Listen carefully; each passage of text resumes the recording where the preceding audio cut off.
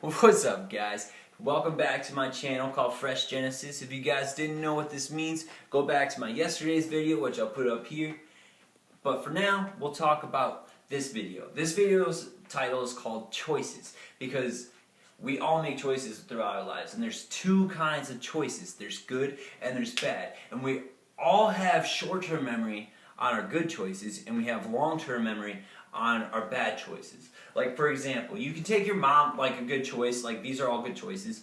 You can take your mom out to dinner and you can be there for your brother when he needs you to be, or you can go out and buy yourself a brand new computer.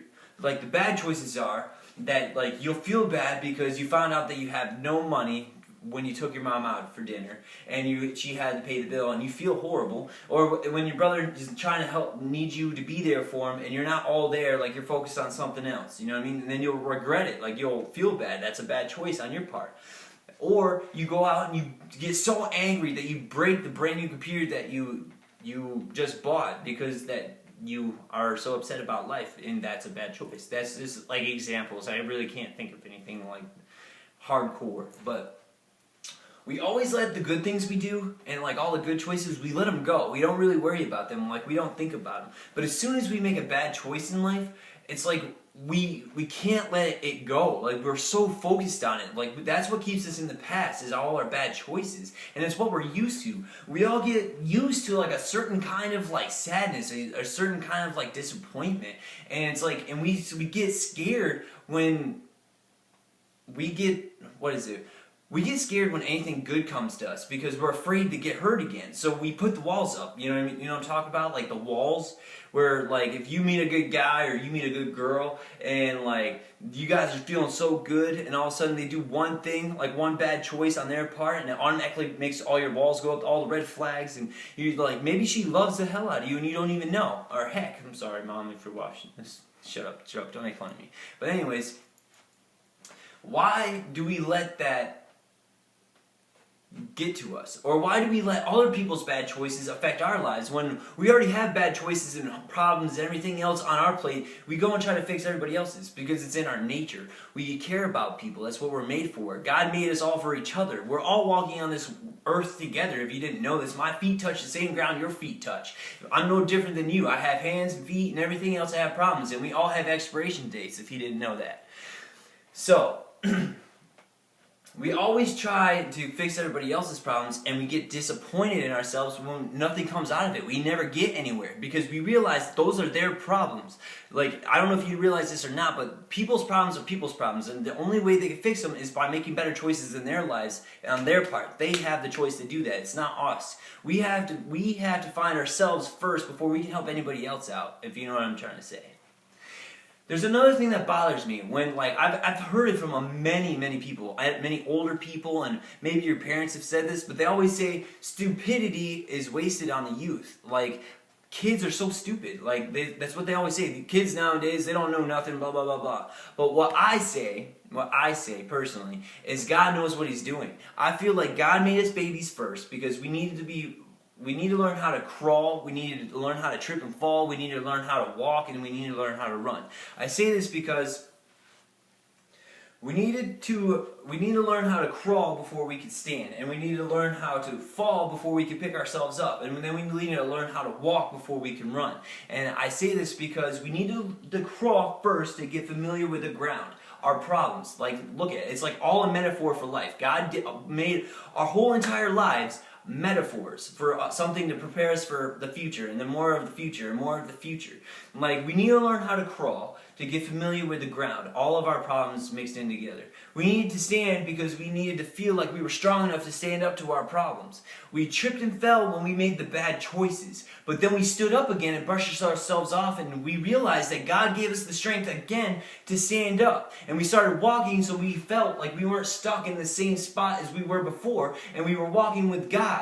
And then when we realized that God was with us the entire time in our entire lives, and as soon as you think about your life, look at where all the times God was. And then we start running because we realized that we don't have to walk no more, and there's nothing keeping us behind. Well, as soon as you let God into your life, I promise this. As soon as you realize that God was here, you will start running, and you will never stop, and you will never fall, you will never trip. But if you do, realize that you have the strength to get back up. You are never stuck on the ground. You will never will be. As soon as you feel yourself on the ground and you feel like you're stuck on the ground and you got knocked down hard, all you have to do is get the strength to stand back up, brush yourself off and say, is that it? And start running again. But if you can't run, as soon as you get up, start walking.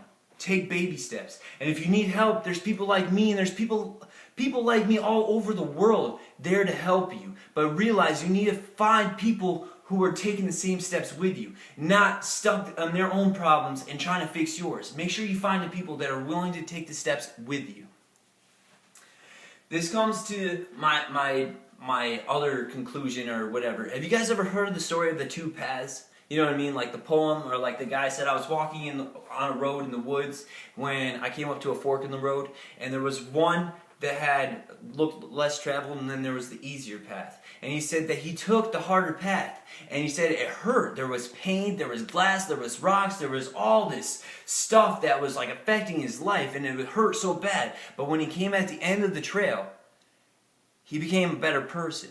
Now everybody thinks that's the best metaphor in life. If you take the harder path, or if you look the harder path, you are going to be so grateful for all the stuff that you did in life because you went through it. You went through all the hard things, the glass, the rocks, everything. Everybody thinks that's the best way to live, is through all the hard things to get to where you were. But everybody forgets that there was another path to take, the easier path. And I say this because the easier path is when God shows you. God gave you the two paths, and you rather take the one where you suffer when God's telling you, dude, you can be all the things that you were on the other path, but I give you an easier way to go. You can get there faster, better, stronger, everything. You won't be hurt, you won't be worn down, you will be a better man at the end of this path as well, as long as you have me and you take the easier way.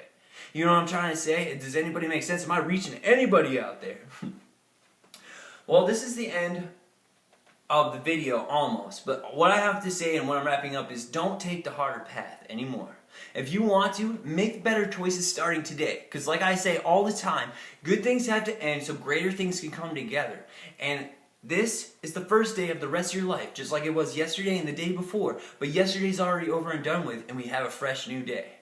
I'm going to leave you guys off with this video. It's called Till This Day, and it affected me so bad today. And my friend actually came into my job and showed me. His name's Morrow, and he wanted to show me this. He was so touched by the video that I made yesterday that he wanted to show me this today. So my challenge to you today is to ask God to prove himself to you and believe it with all of your heart. And if it's hard for you to grasp the concept of God, just ask him. I swear to God, to you, that if you ask God to prove himself to you, he will. I know this because 2 years ago I was straight up atheist. I didn't care about God, but things happened in my life to make me ask him. I'm like, all right, look, God, if you prove yourself to me, I'll do whatever.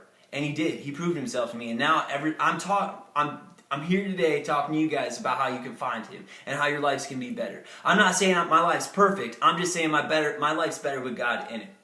So this is Dave Bennett. And I just wanted to let you guys all know what I'm thinking in my minds today. And I hope this helped you guys out. I'll see you guys on Friday. I love you. Bye. When I was a kid, I used to think that pork chops and karate